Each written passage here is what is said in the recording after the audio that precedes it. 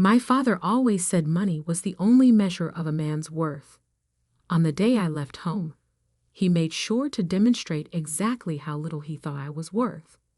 "Here's $100, he sneered, throwing the bills at my feet.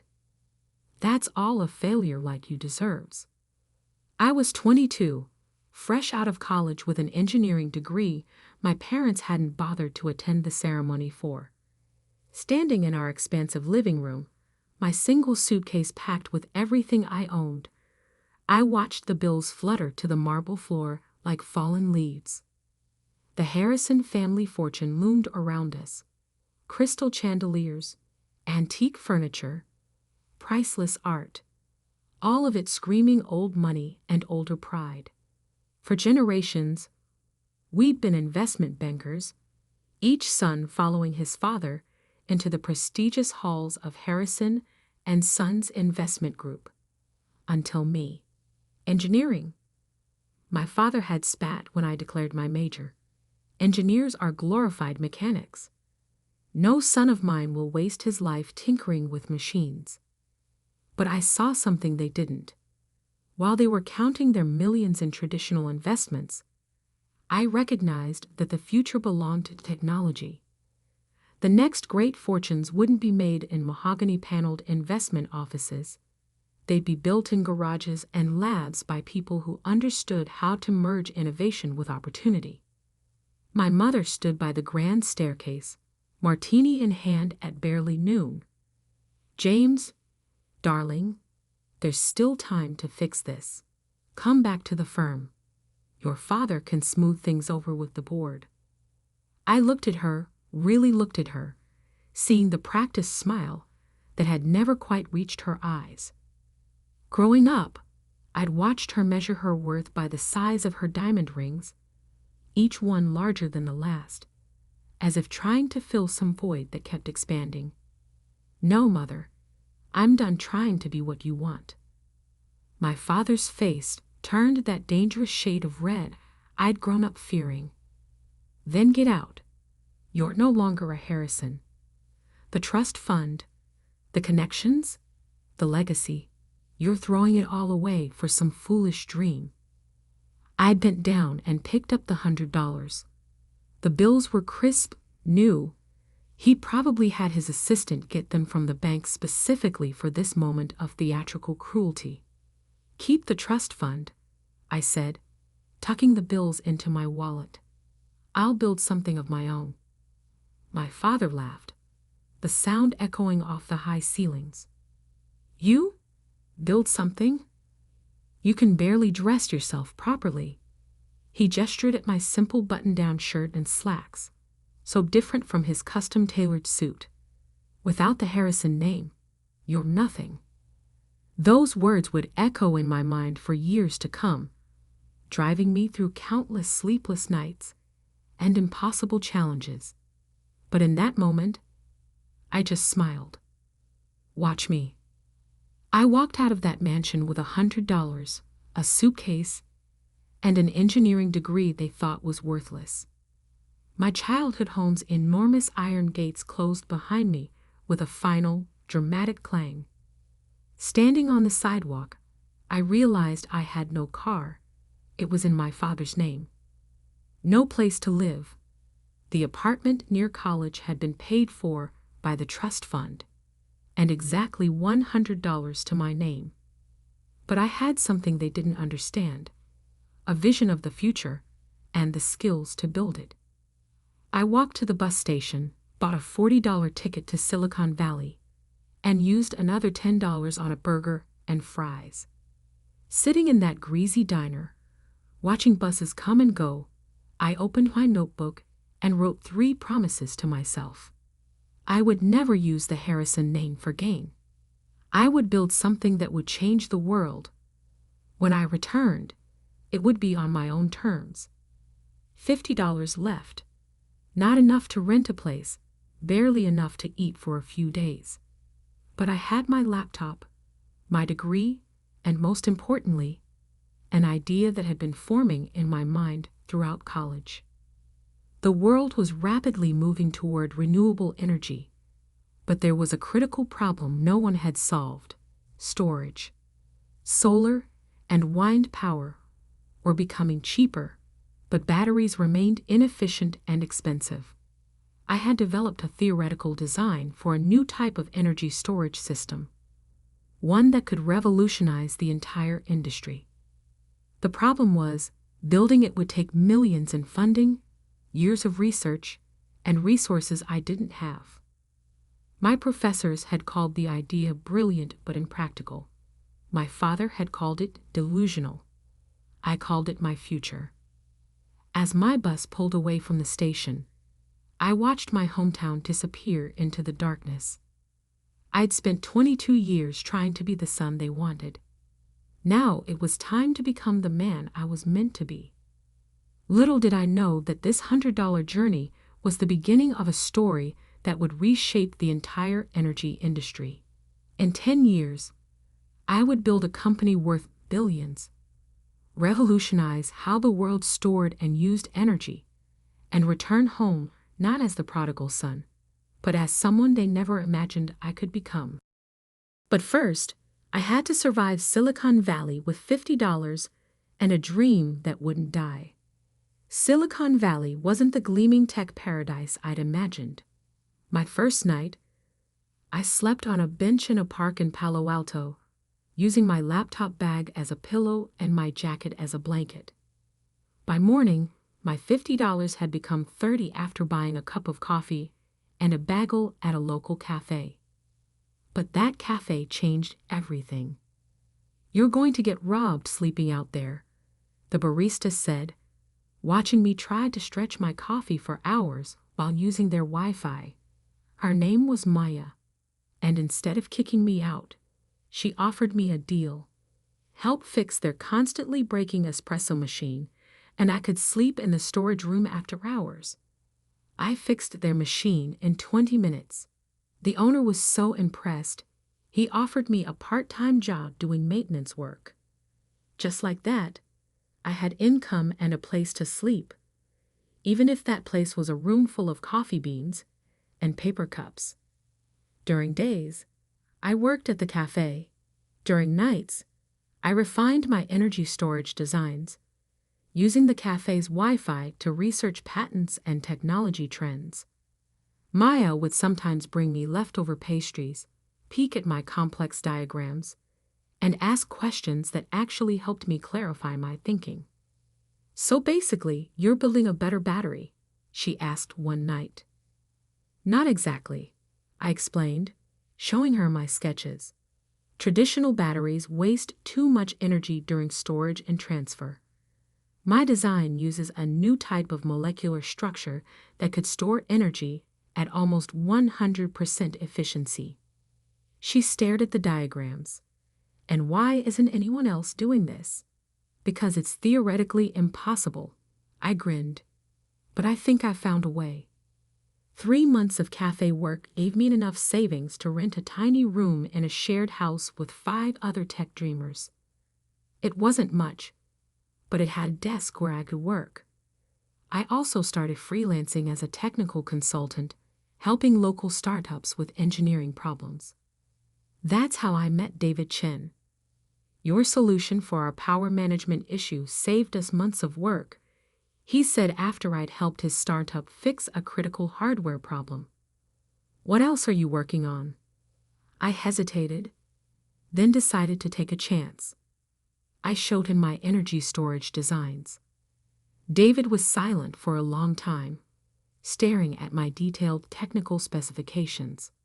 Finally, he looked up. "This could change everything, but you'll need serious funding to build a prototype." I know. I didn't tell him about my family's wealth, about the trust fund I'd walked away from. "I'm working on it." David proved to be more than just another client. He introduced me to Dr. Sarah Wong, a leading researcher in molecular engineering at Stanford. She spent 6 hours grilling me about my designs, trying to find flaws in my theories. "It's ambitious," she finally said. "Maybe impossible. But if it works—" She paused.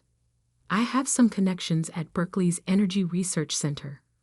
Would you be interested in using their lab facilities? Would I be interested in accessing one of the world's top research facilities? Yes, I managed to say calmly. I would.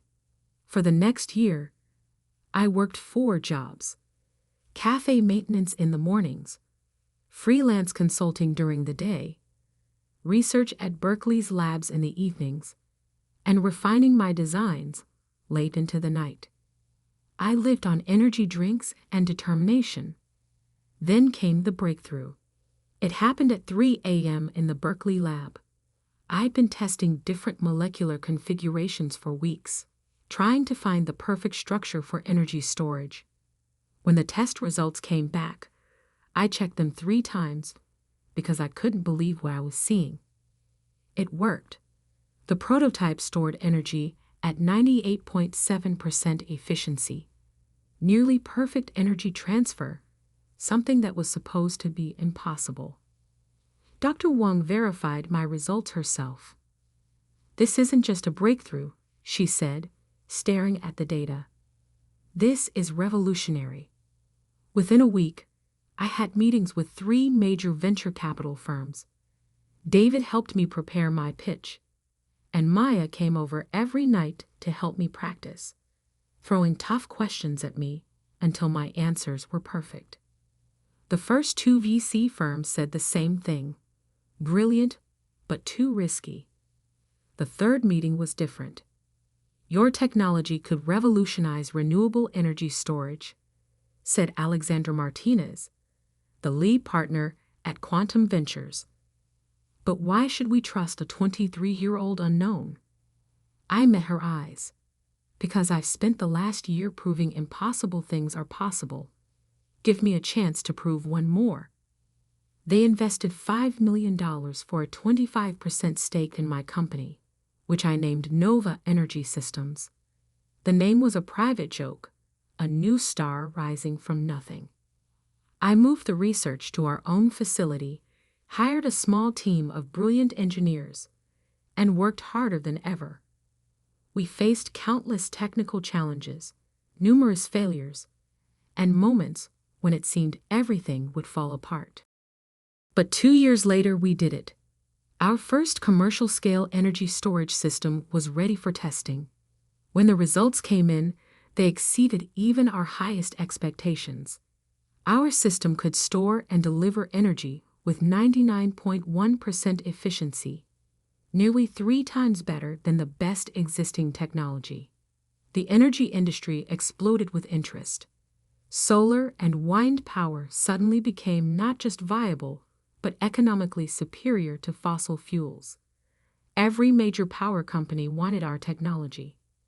Nova Energy Systems went public 3 years after that first VC investment. The stock price doubled on the first day. By the end of the week, my stake in the company was worth over $100 million.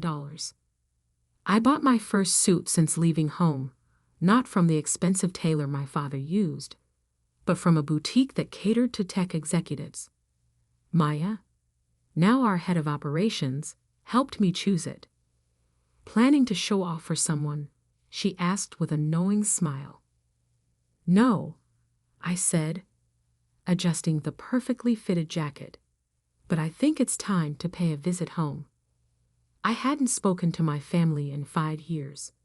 Through business news and social media, I knew Harrison & Sons Investment Group was struggling.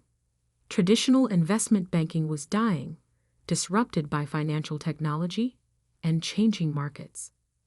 They needed to adapt, to invest in new technologies. Exactly what I had tried to tell them years ago.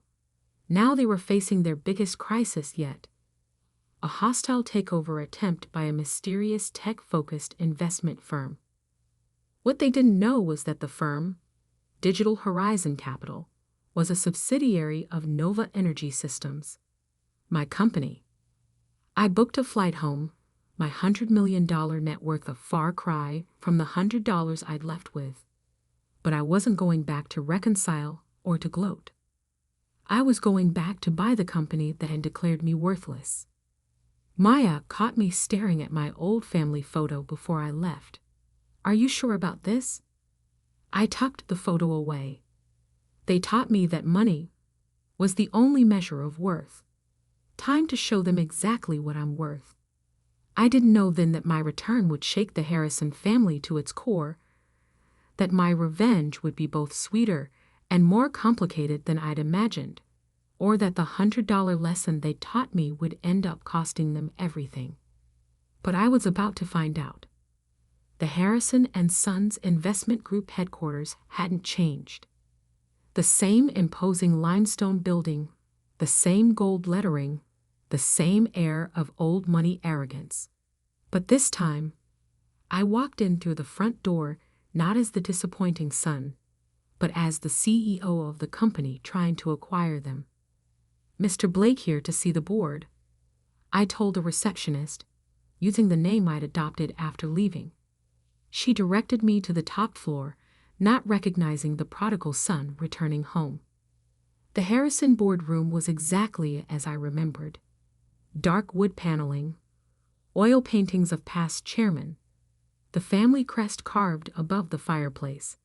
I played under that table as a child, listening to my father negotiate deals and destroy competitors. Now I sat at the head of that table, waiting. They filed in one by one, board members, executives, and finally, my father. He'd aged more than 5 years should allow. His once commanding presence diminished by stress and failing fortune. He didn't recognize me at first, his eyes sliding past me as he took his seat. Gentlemen, I began, I'm here representing Digital Horizon Capital regarding our offer to acquire Harrison and Sons. We're not interested in being acquired by some tech upstart, my father snapped, still not really looking at me. Harrison and Sons has stood for 150 years and will collapse within 5 if you don't adapt. I cut in, letting my natural voice replace the carefully neutral tone I'd been using. Isn't that right, Father? The room went deadly silent. My father's face went from red to white as recognition dawned. James? Hello, Father. Miss me? One of the board members, old Mr. Peterson, who'd known me since childhood, actually gasped. Little James Harrison? Actually, it's James Blake now, I corrected him. And I'm here to discuss the future of this company. My father's shock turned to anger. This is some kind of trick. You're working for Digital Horizon? I smiled. No, Father, I own Digital Horizon. It's a subsidiary of Nova Energy Systems. I enjoyed watching their faces as the connection hit them. Yes, that Nova Energy Systems. The company revolutionizing energy storage technology worldwide. Impossible, my father whispered. You left with nothing. No, I said softly. I left with $100. Your last lesson about the value of money. Would you like to know what that lesson bought? I nodded to my assistant, who began distributing folders to each board member. Nova Energy Systems is now worth $4.2 billion. Digital Horizon Capital, which you somehow failed to investigate properly, is our investment arm. Over the past year, we've been quietly buying Harrison and Sons stock through various shells and subsidiaries. I opened my home folder. As of this morning, we own 45% of your shares. We also own the majority of your corporate debt, which, thanks to your recent difficulties, is substantial. The blood drained from my father's face as he realized the full scope of what I'd accomplished. The son he'd thrown away had returned to take everything. The offer is simple, I continued. Harrison and Sons will be absorbed into Digital Horizon. The family name will be retired. The board will be dissolved. I paused, looking directly at my father. And you will step down, effective immediately. "You can't do this," he sputtered. "The family legacy. The family legacy is dying." I cut in sharply. "Your investment strategies are outdated, your technology is ancient, and your arrogance has blinded you to the changing world. I tried to tell you this 5 years ago, but you were too proud to listen." Mr. Peterson cleared his throat. "James, surely we can discuss this. You're still a Harrison." "No," I said firmly. "You all made it very clear that I stopped being a Harrison the day I chose to build something new instead of clinging to something old. I'm not here for reconciliation. I'm here for business." I stood up, straightening my custom-made suit that cost more than that first $100 1,000 times over. "You have 24 hours to accept the offer. If you refuse, Digital Horizon will call in all outstanding loans immediately. Harrison and Sons will not survive the week." My father found his voice again. "You would destroy your own family's company? Everything we built?" "No, Father. You destroyed it with your stubborn refusal to change. I'm offering you a chance to save what's left. The jobs, the clients, the legacy you claim to care about so much. Whether that legacy bears the Harrison name is no longer your choice." I walked to the door, then turned back one last time. "Oh, and Father? Remember when you said money was the only measure of a man's worth?" I smiled coldly. "By your own measure, what am I worth now?" The next 24 hours passed in a blur of legal meetings and press inquiries. News of Nova Energy Systems' takeover bid had leaked, sending Harrison and Sons stock into chaos. My father tried to fight, of course, calling in old favors and trying to rally support. But I had anticipated everything. Every escape route was blocked. Every potential white knight was already aligned with us. Every financial lifeline was closed. The empire he'd spent his life protecting was now in my hands. They signed the papers the next day, in the same room where he'd once thrown $100 at my feet. As the lawyers finalized the details, my father approached me. He looked old, beaten, but there was something else in his eyes. Something that might have been respect, or perhaps just resignation. "You planned this," he said quietly. "All of it." "No, Father. You planned it the moment you decided my dreams weren't worth respecting. I just built something better than you could imagine." He nodded slowly. "And now? Will you destroy everything out of revenge?" I looked at him for a long moment. "No, I'm going to rebuild it into something that actually matters. Harrison and Sons will become part of a company that's helping to solve the world's energy crisis, not just moving money from one account to another. The fact that it's no longer yours is just poetic justice." As I turned to leave, he called out one last time, "James, that $100. I smiled. "Best investment I ever made, Father. It taught me exactly what I didn't want to become." The transition took 6 months. I restructured the company completely, modernizing its operations and redirecting its resources towards sustainable energy investments. Most of the employees kept their jobs. After all, this wasn't about punishing them for my father's sins. My father retired to our old family estate, his pride more wounded than his wallet.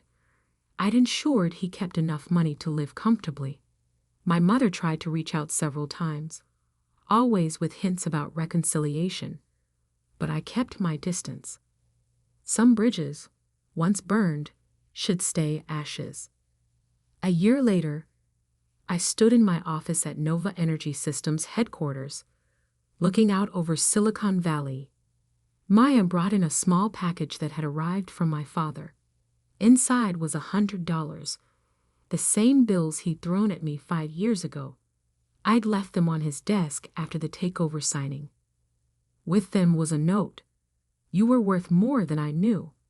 I took the bills to the cafe where my journey had started. The same barista who'd once given me shelter was now a senior executive in my company, but the cafe still made the best coffee in Palo Alto. I left the $100 as a tip. Some might call it petty, using my success to take over my father's company. But I didn't do it for revenge. I did it because sometimes the only way to fix a broken legacy is to tear it down and build something better in its place. They say money can't buy happiness. But $100 taught me something more valuable. The true worth of a person isn't in their bank account or their family name. It's in what they choose to build with what they have. I'd built an empire, and I did it not because of the Harrison name, but in spite of it. The $100 I left with bought me something priceless. The freedom to become who I was meant to be. The millions I returned with, they just proved I was right all along. And that's worth more than any family fortune.